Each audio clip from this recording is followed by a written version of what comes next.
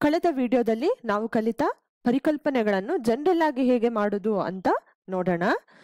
ಉದಾಹರಣೆಗೆ ನಾವು ಒಂದು ಬ್ಯಾಂಕಿನಲ್ಲಿ ಸಾಲ ಪಡೆದಿದ್ದೇವೆ ಅನ್ಕೊಳ್ಳೋಣ. P ನ ಸಾಲ ಪಡೆದಿದ್ದೇವೆ ಅನ್ಕೊಳ್ಳೋಣ. ಹಾಗಾಗಿ P ಅಸಲು ಆಗತ್ತೆ. ಬ್ಯಾಂಕ್ 6% ನಮಗೆ ಬಡ್ಡಿ ದರನ ನಿಗದಿಪಡಿಸಿದ್ದಾರೆ ಅಂತ ಅನ್ಕೊಳ್ಳೋಣ. T ವರ್ಷಗಳಲ್ಲಿ ನಾವು ಪಡೆದ ಸಾಲವನ್ನು ಹಿಂತಿರುಗಿಸ್ತೇವೆ ಅಂತ ನಾವೊಂದು ಒಪ್ಪಂದ ಮಾಡ್ಕೊಂಡಿದ್ದೇವೆ ಅಂತ ಅನ್ಕೊಳ್ಳೋಣ. ಈಗ ಈ PRT ನ ಬಳಸ್ಕೊಂಡು ನಾವು ಸರಳ ಮತ್ತೆ ಚಕ್ರ ಬಡ್ಡಿಗೆ ಒಂದು ಜನರಲ್ ಈಕ್ವೇಶನ್ ನ ಡಿರೈವ್ ಮಾಡ್ಕೊಳ್ಳಿಕ್ಕಾಗತ್ತಾ ಅಂತ ನೋಡೋಣ. ಮೊದಲಿಗೆ ನಾವು ಸರಳ ಬಡ್ಡಿಯ ಬಗ್ಗೆ ಮಾತಾಡೋಣ. ಯಾಕೆ ಅಂದ್ರೆ ಅದು ಸರಳವಾಗಿ ಅರ್ಥ ಆಗಿಬಿಡುತ್ತೆ. ನಾವು ನಮ್ಮ ಉದಾಹರಣೆಯಲ್ಲಿ P ನ ಬ್ಯಾಂಕ್ ನಿಂದ ಸಾಲ ಪಡ್ಕೊಂಡ್ವಿ. ಪಡ್ಕೊಂಡು ಕೂಡ್ಲೆ ಅದನ್ನ ಹಿಂತಿರುಗಿಸಿದ್ರೆ ಅಂದ್ರೆ 0 ಟೈಮ್ 0 ಆದಾಗ ನಾವು ಅಷ್ಟೇ ರೂಪಾಯಿಗಳನ್ನ ಅವರಿಗೆ ವಾಪಸ್ ಕೊಡ್ಬೇಕಾಗತ್ತೆ. ಸಾಲ ಪಡೆದ ಕೂಡ್ಲೆ ಹಿಂತಿರುಗಿಸಿ ಬಿಟ್ರೆ ಅದ್ರ ಮೇಲೆ ಯಾವುದೇ ರೀತಿಯ ಸರಳ ಬಡ್ಡಿ ಅನ್ವಯ ಆಗೋದಿಲ್ಲ. ಅದೇ ನಾವು 1 ವರ್ಷದ ನಂತರ ಸಾಲನ ಹಿಂದಿರುಗಿಸ್ತೇವೆ ಅಂದ್ರೆ ನಾವು ತಗೊಂಡ ಅಸಲಿನ ಜೊತೆ ಬಡ್ಡಿ ಅಂದ್ರೆ ಸರಳ ಬಡ್ಡಿನೂ ಸೇರಿಸಿ ಕೊಡ್ಬೇಕಾಗತ್ತೆ. 6% ಅಂತ ಬ್ಯಾಂಕ್ ನಿಗದಿಪಡಿಸಿರುತ್ತೆ. ಹಾಗಾಗಿ R/100 ಇಂಟು P ನ ನಾವು ಒಟ್ಟು ಮಾಡಿ ಕೊಡ್ಬೇಕಾಗತ್ತೆ ಬ್ಯಾಂಕಿಗೆ. ಅಂದ್ರೆ ನೀವು 2 ಪದಗಳಲ್ಲಿ ನೋಡ್ಬೋದು, P ಕಾಮನ್ ಇದೆ. ಹಾಗಾಗಿ 1 ವರ್ಷದ ನಂತರ ನಾವು ಸಾಲವನ್ನು ಹಿಂತಿರುಗಿಸ್ತೇವೆ ಅಂದ್ರೆ ನಾವು ಇಷ್ಟು ರೂಪಾಯಿಗಳನ್ನ ಬ್ಯಾಂಕಿಗೆ ವಾಪಸ್ ಕೊಡ್ಬೇಕಾಗತ್ತೆ. ಅದೇ ಇಲ್ಲಪ್ಪ ನಾನು 2 ವರ್ಷಗಳ ನಂತರ ಅಷ್ಟೇ ಕೊಡ್ಲಿಕ್ಕೆ ಆಗೋದು ಅಂದ್ರೆ ಅಸಲಿನ ಜೊತೆ ನಾವು 2 ಬಾರಿ ಬಡ್ಡಿನ ಸೇರಿಸ್ಬೇಕಾಗತ್ತೆ, ಸರಳ ಬಡ್ಡಿನ ಸೇರಿಸ್ಬೇಕಾಗತ್ತೆ. ಅಂದ್ರೆ P ನ 6%ವನ್ನು 2 ಸತಿ ನಾವು P ನ ಜೊತೆ ಕೂಡಿಸ್ಕೊಳ್ಬೇಕಾಗತ್ತೆ. ನೀವು ನೋಡ್ಬೋದು 3 ಪದಗಳಲ್ಲಿ P ಕಾಮನ್ ಇದೆ. ಹಾಗಾಗಿ 1 ಪ್ಲಸ್ R/100 ಪ್ಲಸ್ R/100 ಇರುತ್ತೆ. ಹಾಗಾಗಿ 2R/100 ಆಗುತ್ತೆ. ಹಾಗಾಗಿ ನೀವು ಗಮನಿಸಬಹುದು, ನಾವು ಹಿಂತಿರುಗಿಸುತ್ತಿರುವ ವರ್ಷ ಮತ್ತು ನಮಗೆ ಸಿಗ್ತಿರುವ ಫಾರ್ಮುಲಾಗೆ ಒಂದು ಯಾವುದೋ ರೀತಿಯ ಒಂದು ಸಂಬಂಧ ಇದೆ. ನೀವು ಗಮನಿಸಿ, ಇಲ್ಲಿ R/100 ಸಿಕ್ತು 1ನೇ ವರ್ಷಕ್ಕೆ ಹಿಂದಿರುಗಿಸಿದಾಗ. 2ನೇ ವರ್ಷಕ್ಕೆ ನಾವು ಹಿಂದಿರುಗಿಸ್ಬೇಕಾದ್ರೆ 2R/100 ಸಿಗ್ತಿದೆ. ಹಾಗಾಗಿ ನೀವು 3ನೇ ವರ್ಷಕ್ಕೆ ಸಾಲವನ್ನು ಹಿಂತಿರುಗಿಸ್ತಿದ್ದೀರಾ ಅಂದ್ರೆ ನೀವು 3 ಸತಿ ಬಡ್ಡಿನ ಕೂಡಿಸ್ಕೊಳ್ಬೇಕಾಗುತ್ತೆ ಅಸಲಿನ ಜೊತೆ.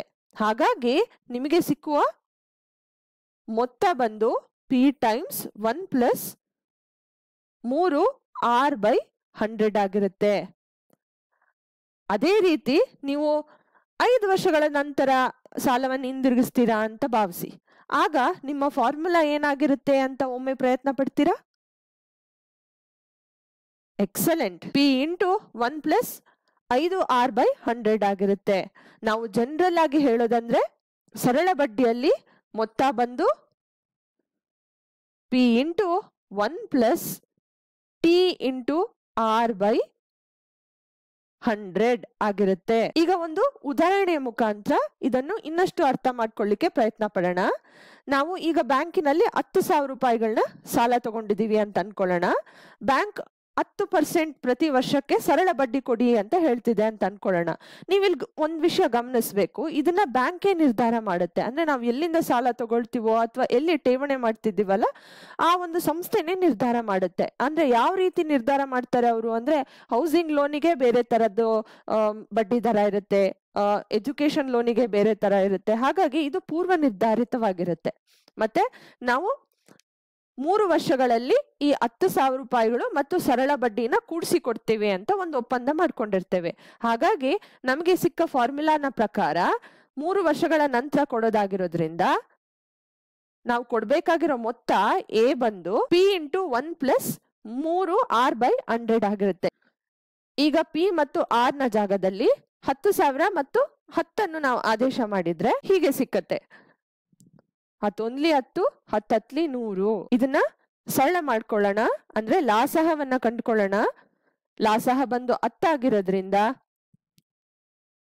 10,000 10 ಪ್ಲಸ್ 3 13 ಆಗತ್ತೆ. 13 ಡಿವೈಡೆಡ್ ಬೈ 10. 10 ರದ್ದಾಗಿ ಬಿಡುತ್ತೆ. 1000 ಇಂಟು 13 ಅಂದ್ರೆ 13,000 ರೂಪಾಯಿಗಳನ್ನ ನಾವು ಬ್ಯಾಂಕಿಗೆ ಹಿಂದಿರುಗಿಸಬೇಕು. 3 ವರ್ಷಗಳ ನಂತರ ಸರಳ ಬಡ್ಡಿಯ ಜೊತೆ ಹಿಂತಿರುಗಿಸಬೇಕು. ಇದ್ರಲ್ಲಿ ನೀವು ನೋಡ್ಬೋದು 10,000 ಬಂದು ನಾವು ತಗೊಂಡ ಅಸಲಿ ಹಣ, 3,000 ಬಂದು ಸರಳ ಬಡ್ಡಿ ಆಗಿರುತ್ತೆ. ಈಗ ಚಕ್ರ ಬಡ್ಡಿ ಹೇಗೆ ಕೆಲಸ ಮಾಡುತ್ತೆ ಅಂತ ತಿಳ್ಕೊಳ್ಳೋಣ. ನಾವು ₹P ಬ್ಯಾಂಕಿಂದ ಸಾಲ ತಗೊಂಡಿದ್ವಿ, ಚಕ್ರ ಬಡ್ಡಿ ಕೊಡ್ತೇವೆ ಅಂತ ಒಪ್ಕೊಂಡಿದ್ದೀವಿ ಅಂತ ಭಾವಿಸೋಣ. ನಾವು ತಗೊಂಡಿದ್ ಕೂಡ್ಲೆ ವಾಪಸ್ ಅವ್ರಿಗೆ ಕೊಟ್ಬಿಟ್ರೆ ನಾವು ಯಾವುದೇ ರೀತಿಯ ಚಕ್ರ ಬಡ್ಡಿನ ಕೊಡೋದು ಬೇಡ. ಅದೇ ನಾವು 1 ವರ್ಷದ ನಂತರ ಕೊಡ್ತೇವೆ ಅಂದ್ರೆ ಅಸಲಿನ ಜೊತೆ 1 ವರ್ಷದ ಬಡ್ಡಿ ಅಂದ್ರೆ ಎಷ್ಟು, 6% ಅಂತ ನಿಗದಿ ಮಾಡ್ಕೊಂಡಿದ್ವಿ. 6/100 ಇಂಟು P. ಹಾಗಾಗಿ P 2 ಪದದಲ್ಲಿ ಕಾಮನ್ ಇದೆ. P ನ ಹೊರಗೆ ತಗೊಂಡ್ರೆ 1 + R/100. ನೀವು ಗಮನಿಸ್ಬೋದು, 1ನೇ ವರ್ಷದಲ್ಲಿ ನಾವು ಸರಳ ಬಡ್ಡಿ ಆಗ್ಲಿ ಚಕ್ರ ಬಡ್ಡಿ ಆಗ್ಲಿ ಹಿಂತಿರುಗಿಸಿ ಬಿಟ್ರೆ, ನಾವು ಸಾಲವನ್ನು ಹಿಂತಿರುಗಿಸಿ ಬಿಟ್ರೆ ಹೆಚ್ಚಿನ ವ್ಯತ್ಯಾಸ ಬರಲ್ಲ. 2ನೇ ವರ್ಷದಿಂದ ವ್ಯತ್ಯಾಸ ಬರುತ್ತೆ. ಏನ್ ವ್ಯತ್ಯಾಸ ಬರುತ್ತೆ ಅಂದ್ರೆ, 2ನೇ ವರ್ಷದಲ್ಲಿ ಚಕ್ರ ಬಡ್ಡಿಯನ್ನ ನಾವು ಕಂಡ್ಕೊಳ್ಬೇಕಂದ್ರೆ ನಮ್ಮ ಅಸಲು ಬಂದು P ಆಗಿರೋದಿಲ್ಲ ಸರಳ ಬಡ್ಡಿಯ ತರ. ಇಲ್ಲಿ ಸಿಕ್ಕಿತ್ತಲ್ಲ ಮೊತ್ತ, ನಮಗೆ ಒಂದು ಸತಿ ಬಡ್ಡಿನ ನಾವು ಕೂಡಿಸ್ಕೊಂಡ್ವಲ್ಲ ಅಸಲಿನ ಜೊತೆ, ಇದಾಗಿರುತ್ತೆ. ಇದನ್ನ A1 ಅಂತ ಕರೆಯೋಣ.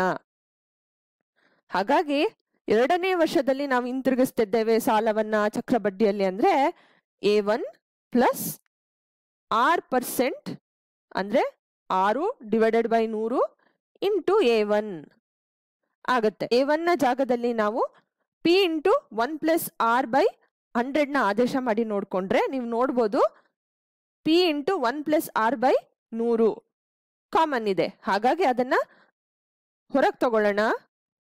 P × 1 + R/100 ಇಂಟು ಏನ್ ಮಿಕ್ಕಿರುತ್ತೆ, 1 + R/100. 1 + R/100 ಮಿಕ್ಕಿರುತ್ತೆ. ಹಾಗಾಗಿ 1 + R/100 into 1 + R/100 P × 1 + R/100 ನ ವರ್ಗ. ನೀವು ಮತ್ತೆ ಇಲ್ಲಿ ಒಂದು ಪ್ಯಾಟ್ರನ್ ಬರ್ತಿದೆ, ನೀವು ನೋಡ್ಬೋದು. ನಾವು ಹಿಂತಿರುಗಿಸ್ತಿರುವ ಸಮಯ ನಮ್ಗಿಲ್ಲಿ ಘಾತದ ರೂಪದಲ್ಲಿ ಕಾಣಿಸ್ಕೊಳ್ತಿದೆ. ಹಾಗಾಗಿ 3ನೇ ವರ್ಷಕ್ಕೆ ನಾವು ಹಿಂದಿರುಗಿಸ್ತೇವೆ ಸಾಲವನ್ನ ಅಂತ ನಾವು ಕೊಡ್ಬೇಕಾಗಿರೋ ಮೊತ್ತ ಏನಾಗುತ್ತೆ, P × 1 + R/100 ಇದರ ಘಾತ 3 ಆಗಿರುತ್ತೆ. ಇದೇ ರೀತಿ ನೀವು 8ನೇ ವರ್ಷದಲ್ಲಿ ಚಕ್ರ ಬಡ್ಡಿಯಲ್ಲಿ ಸಾಲವನ್ನು ಹಿಂತಿರುಗಿಸ್ತೀರಾ ಅಂದ್ರೆ ಎಷ್ಟಾಗಿರುತ್ತೆ ಅಂತ ಉತ್ತರ ಕೊಡಿ. Very good. P × 1 + R/100 ರ ಘಾತ 8 ಆಗಿರುತ್ತೆ. ಹಾಗಾಗಿ ಜನರಲ್ ಆಗಿ ನಾವು ಹೇಳೋದಾದ್ರೆ ಅಂದ್ರೆ ಈ ವರ್ಷಗಳಲ್ಲಿ ನಾವು ಸಾಲವನ್ನು ಹಿಂದಿರುಗಿಸ್ತೇವೆ ಅಂದ್ರೆ ನಾವು ಕೊಡ್ಬೇಕಾಗಿರೋ ಮೊತ್ತ ಬಂದು P × 1 + R/100 ಇದರ ಘಾತ T ಆಗಿರುತ್ತೆ. ಈಗ ಮತ್ತೊಮ್ಮೆ ನಾವು ತಗೊಂಡ ಉದಾಹರಣೆ, ಎಲ್ಲಿ ಸರಳ ಬಡ್ಡಿಯಲ್ಲಿ ನಮಗೆ 13,000 ಸಿಕ್ಕಿತ್ತಲ್ಲ, ಮೊತ್ತವನ್ನು ಹಿಂತಿರುಗಿಸ್ಕೋದು 13,000 ಸಿಕ್ಕಿತ್ತಲ್ಲ, ಅದೇ ಉದಾಹರಣೆನ ನಾನು ಮತ್ತೊಮ್ಮೆ ನೋಡ್ತಾ ಇದ್ದೇನೆ, ಆದ್ರೆ ಚಕ್ರ ಬಡ್ಡಿಯಲ್ಲಿ. ಆಯ್ತಾ? ಈಗ ಚಕ್ರ ಬಡ್ಡಿಯ ಪ್ರಕಾರ ನಾವು ಕೊಡ್ಬೇಕಾಗಿರೋ ಮೊತ್ತ 3 ವರ್ಷಕ್ಕೆ ಫಾರ್ಮುಲಾದಲ್ಲಿ ಏನಾಗುತ್ತೆ ಅಂತ ಬರ್ಕೊಳ್ಳೋಣ. P ಮತ್ತೆ R ಅನ್ನ ಆದೇಶ ಮಾಡೋಣ. 10 ಲಾಸಹ ಆಗಿರುತ್ತೆ. ಹಾಗಾಗಿ 10 + 1 11, 11/10 ಇದರ ಘನ. 11/10 ಇಂಟು 11/10 11/10 3 0 10,000 3 0 ರದ್ದಾಗಿ ಬಿಡುತ್ತೆ. ಹಾಗಾಗಿ 10 × 11 × 11 121 ಇಂಟು 11 ನೀವು ನೇರವಾಗಿ 11ರ ಘನವನ್ನು ಬರ್ಕೊಳ್ಬೋದಿತ್ತು. 10 × 121 ಇಂಟು 11 1331. ಹಾಗಾಗಿ 13,310 ರೂಪಾಯಿಗಳನ್ನ ನೀವು ಬ್ಯಾಂಕಿಗೆ ಪಾವತಿಸಬೇಕಾಗತ್ತೆ. 3 ವರ್ಷಗಳ ನಂತರ ನೀವು ಚಕ್ರ ಬಡ್ಡಿಯನ್ನು ಸೇರಿಸಿ ತಗೊಂಡ ಅಸಲು 10,000ವನ್ನು ನೀವು ಹಿಂತಿರುಗಿಸ್ಬೇಕು. ಸರಳ ಬಡ್ಡಿಯಲ್ಲಿ ನಾವು ಕೊಡ್ಬೇಕಾಗಿದ್ದ ಮೊತ್ತ ಬಂದು 13,000, ಚಕ್ರ ಬಡ್ಡಿಯಲ್ಲಿ 13,310 ರೂಪಾಯಿ. ನಮಗೆ ಚಕ್ರ ಬಡ್ಡಿ 310 ರೂಪಾಯಿ ಜಾಸ್ತಿ ಬರ್ತಿದೆ. ಯಾಕೆ ಅಂದ್ರೆ ಚಕ್ರ ಬಡ್ಡಿಯಲ್ಲಿ ನಾವು ಬಡ್ಡಿಯ ಮೇಲೆ ಬಡ್ಡಿಯನ್ನ ಲೆಕ್ಕ ಮಾಡ್ತೇವೆ. ನೀವು ಮುಂದೆ ಯಾವತ್ತಾದ್ರೂ ಸಾಲವನ್ನು ತಗೊಳ್ಬೇಕಾದ್ರೆ ಸರಳ ಬಡ್ಡಿಯಲ್ಲಿ ಸಾಲ ಕೊಡ್ತಿದ್ದಾರಾ ಅಥವಾ ಚಕ್ರ ಬಡ್ಡಿಯಲ್ಲಿ ಸಾಲ ಕೊಡ್ತಿದ್ದಾರಾ ಅಂತ ಒಮ್ಮೆ ವಿಚಾರಿಸಿ ನೋಡಿ.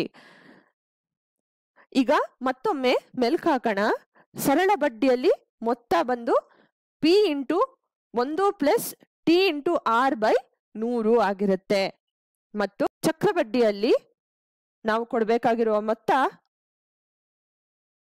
P ಇಂಟು 1 ಪ್ಲಸ್ R/100 ಅದರ ಘಾತ T ಆಗಿರುತ್ತೆ. ನೀವು ಮುಂದಿನ ಸತಿ ಬ್ಯಾಂಕಿಗೆ ಹೋಗುವಾಗ ನಿಮ್ಮ ಬ್ಯಾಂಕಿನಲ್ಲಿ ಉಳಿತಾಯ ಖಾತೆಯ ಬಡ್ಡಿ ದರ ಎಷ್ಟು ಅಂತ ವಿಚಾರಿಸ್ಕೊಂಡು ಬನ್ನಿ. ಮುಂದಿನ ವಿಡಿಯೋದಲ್ಲಿ ಇದ್ರ ಬಗ್ಗೆ ಇನ್ನೂ ಮಾಹಿತಿಯನ್ನ ಪಡ್ಕೊಳ್ತಾ ಹೋಗೋಣ.